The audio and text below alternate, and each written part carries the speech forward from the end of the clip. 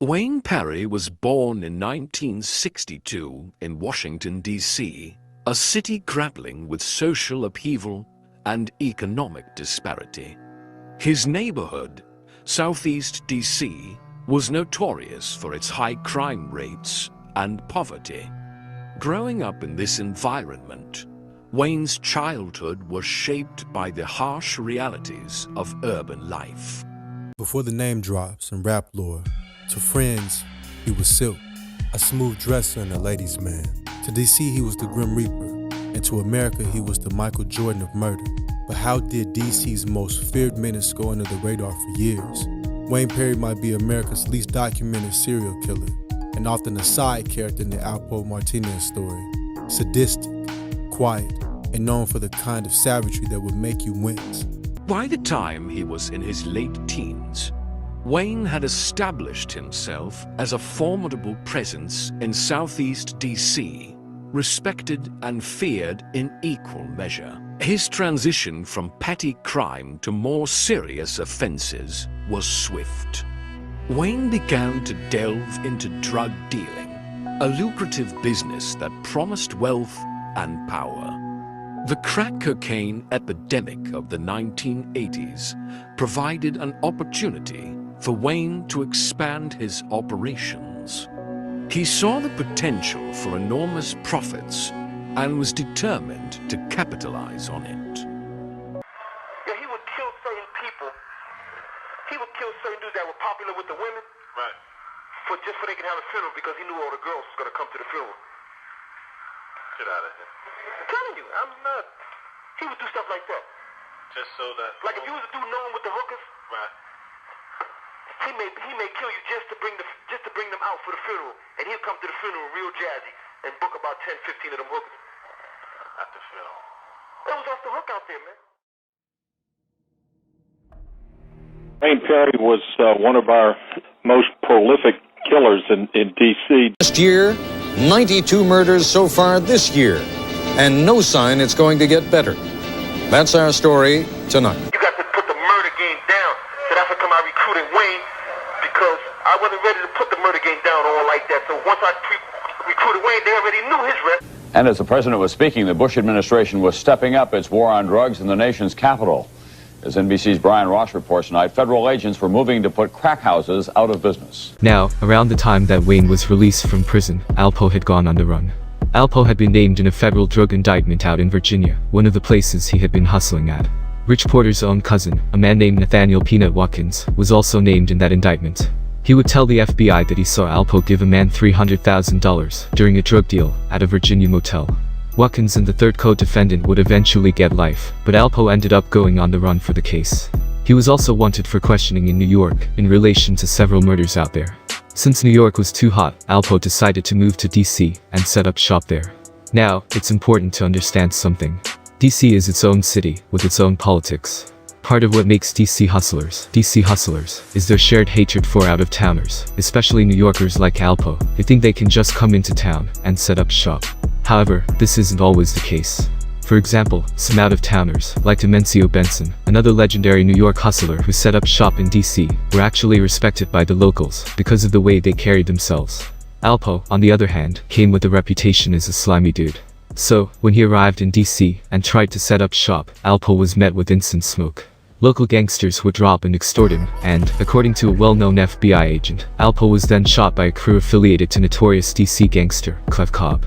Michael Frey Salters, another legendary DC gangster, would also develop a deep hatred for Alpo, and reportedly rob him for multiple bricks. That's just how it was in DC.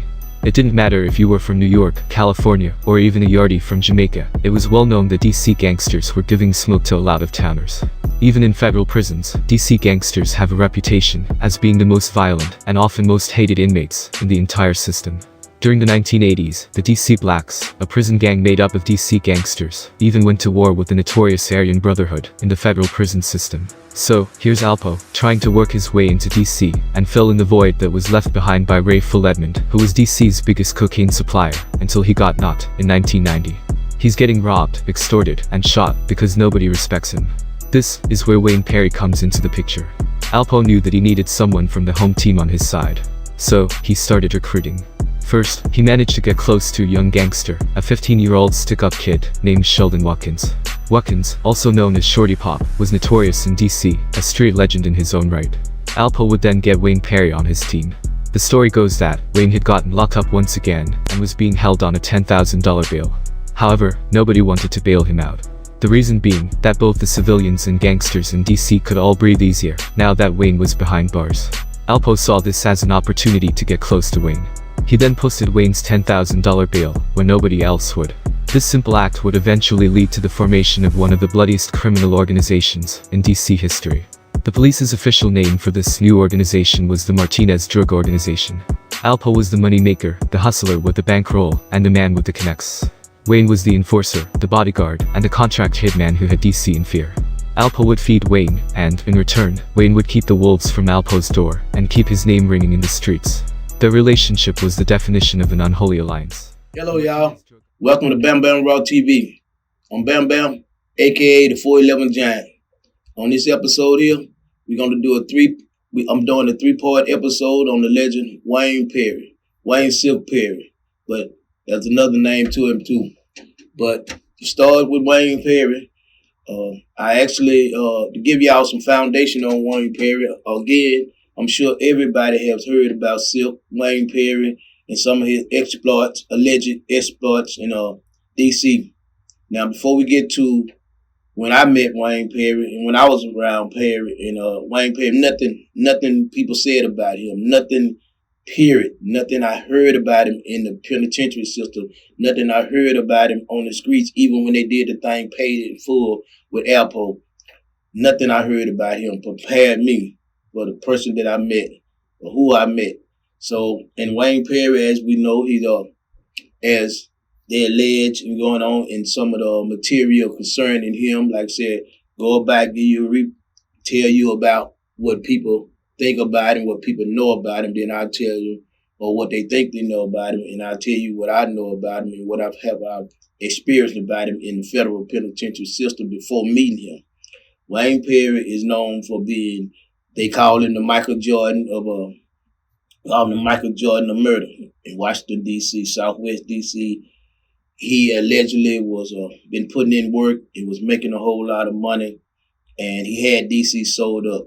Now they go all the way back to allege that Wayne Perry, think he made his first kill around about 13 years old or somewhere around there. He made his first kill. I heard this in the penitentiary.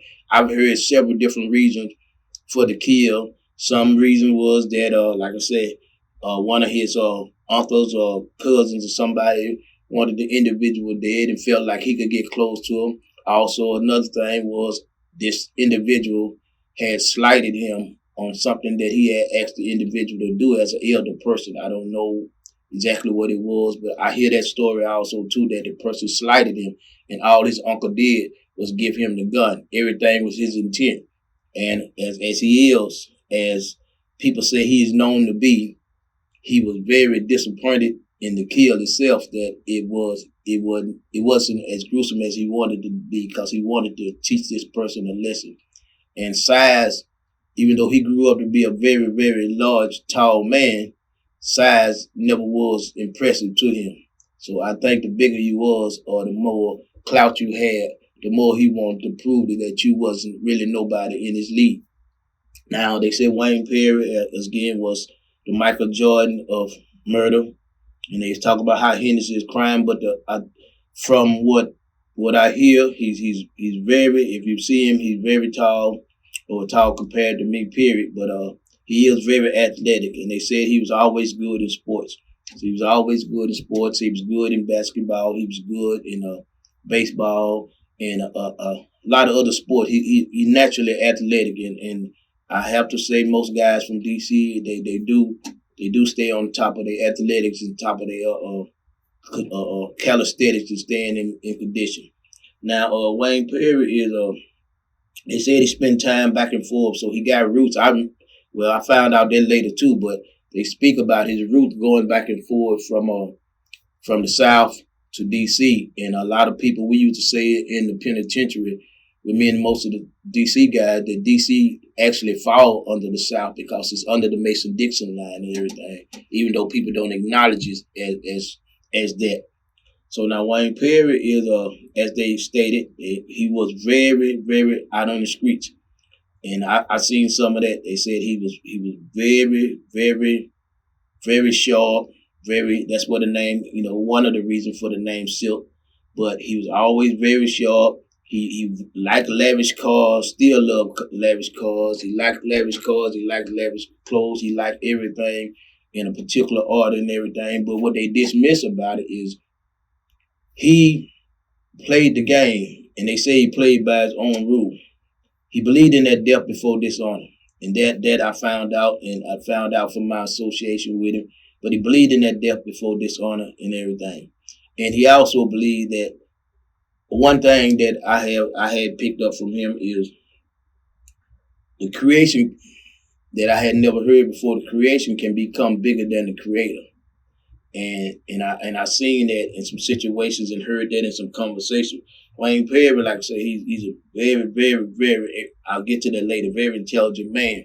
But as coming up and going on, a lot of people don't understand that things that are done in a particular way, when it got eyes on it, when it's so gruesome, and I have talked about this in my podcast, when it's so gruesome and it got eyes on it, it don't mean that individual is that heartless. It means that individual is that calculated because he understands the impact of that particular situation. And sometimes you have to sacrifice yourself when you're trying to make a point.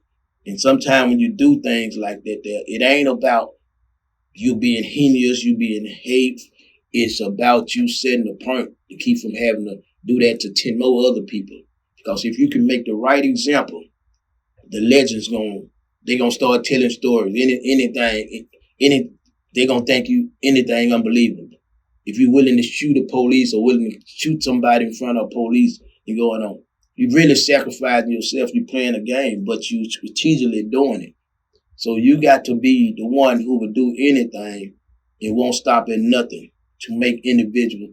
And so as he got with Alpo, and as I hear about when he started, you hear the parts about him working with Alpo, and Alpo eventually, from the movie Paid in Full, I actually never have watched that movie, and Alpo told on him, and Wayne Perry stayed true. That's what he do, and we like I say, I can tell more about that later on, probably in episode 2 or 3, about when he was at Alpo, when him and Alpo and I was, all three of us was down in Supermax ADX. Now Wayne Perry, like I say, he had an early start. Allegedly caught his first body at around about 13 years old. And Wayne Perry continued to be a threat on the streets. And they even called him the Grim Reaper, which they called me that once in my trial, several times in my trial. So I see that's a name that they easily give out to people if they assume or allege that you killed an individual. So Wayne Perry was also a ladies' man. He was a fashionable man. He liked clean cars. He liked nice things, but he also took care of his people out there. They don't tell you that when they telling the stories about him. Wayne Perry people, the dudes who was in his circle, the dudes that he claimed as his mans, those dudes, he took care of them. He made sure they eat, so it was no reason for any of them to cross him. So I felt like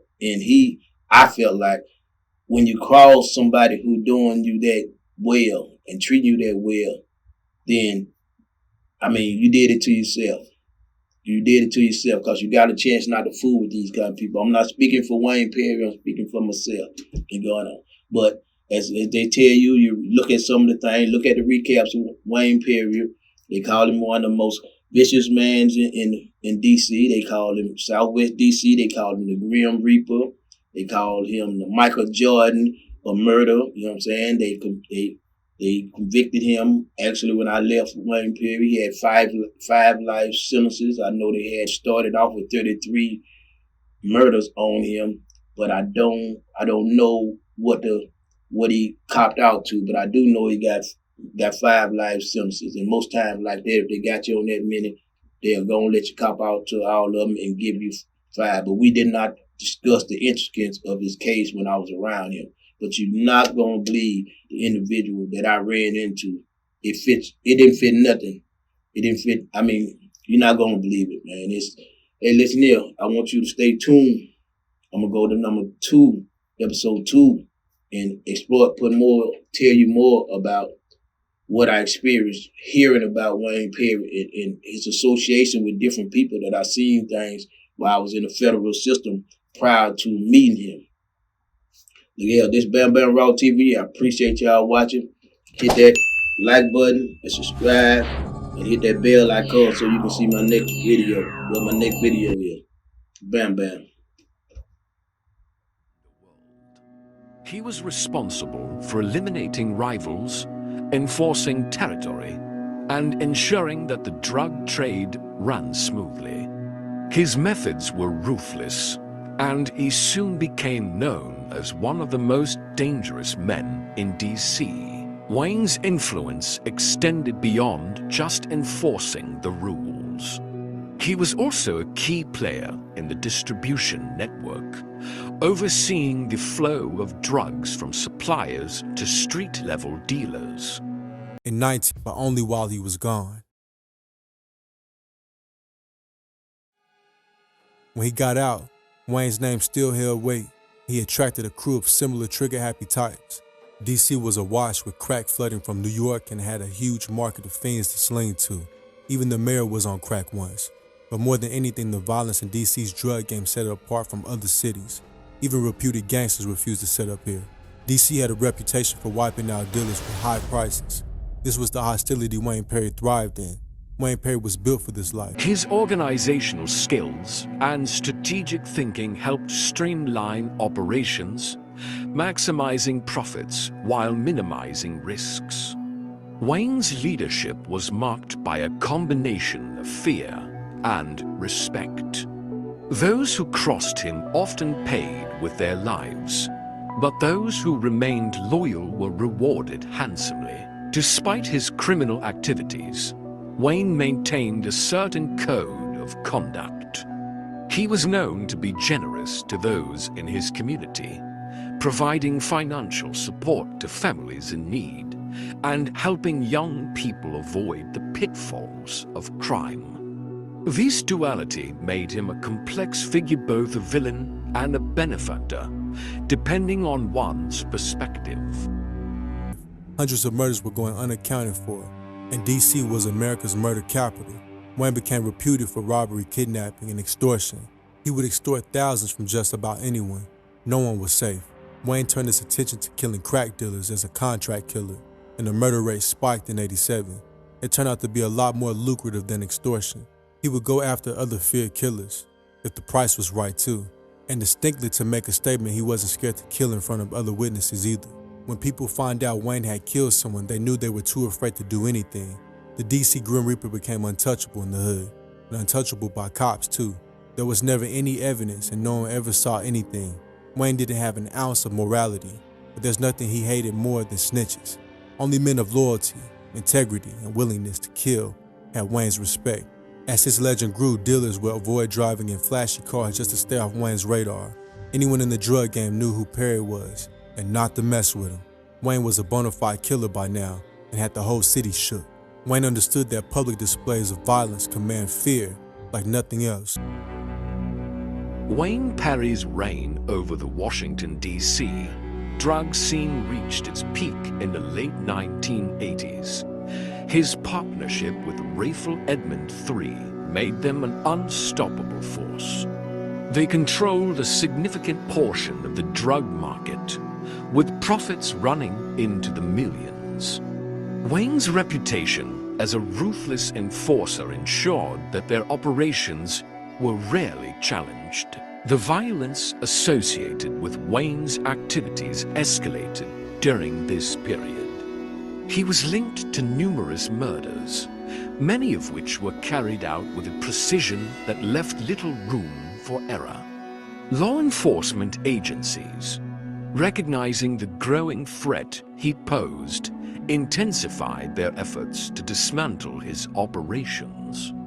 However, Wayne's ability to evade capture and outmaneuver the authorities kept him one step ahead. Despite the pressure from law enforcement, Wayne's business acumen allowed him to diversify his operations. He began investing in legitimate businesses, using them as fronts to launder money and further expand his empire. These ventures provided a veneer of respectability and helped him integrate into higher social circles. But what he operated on was power. His source of what he did was power. So if I kill you in front of all these guys, everybody here right now is scared of me, right? Mm-hmm. And then I rock you to sleep by smiling at you and telling you all this good stuff and all this and that and the other thing. 2 weeks from now, I'll kill you. And you're scared and you're scared, right? And so who's got the power now? You do. And you know also that I've killed a bunch of other people. So the way I see it, with Wayne, it was all about power. On top of that, he had always had his crew around him. The local legend became scary enough that the residents wouldn't speak a word about him in public. As such, he was near impossible to investigate. DC would be littered with Wayne Perry's victims. The cops couldn't find a trace of evidence for years, or keep a witness alive long enough either. Wayne was smooth too. Legend has it, people would get shot right in the head mid-conversation and no one knew where it came from. Wayne was so feared by now that he'd receive tribute and extort people without having to use any force or threats. Wayne Perry was the biggest hitter in the history of the game. Described as the Michael Jordan of the murder game, Wayne had the entire city of DC in complete fear. DC was the original Chirac in the 1980s as America's murder capital and ground zero for the crack epidemic. In a city of cocaine kingpins and cutthroat killers, Wayne Perry stood out as an apex predator, the absolute top of the food chain. Imagine Omar from The Wire and Lamar from BMF all rolled into one. That was Wayne Perry. Police believed Wayne was responsible for 50+ murders, but when they put that number to him, Wayne looked at them and said it was in the triple digits. Now, everyone's seen the classic Hood movie, Paid in Full. But not everyone knows that the movie is missing a huge part of the true story. That part is the DC part. After killing Rich Porter, Alpo would run to DC, where he linked up with Wayne. Alpo and Wayne would then preside over a reign of terror in DC, dropping dozens of bodies across the city, and going to war with some of the most legendary hustlers, including Demencio Benson and Michael Frey Salters. I promise you, this is one video you have to watch.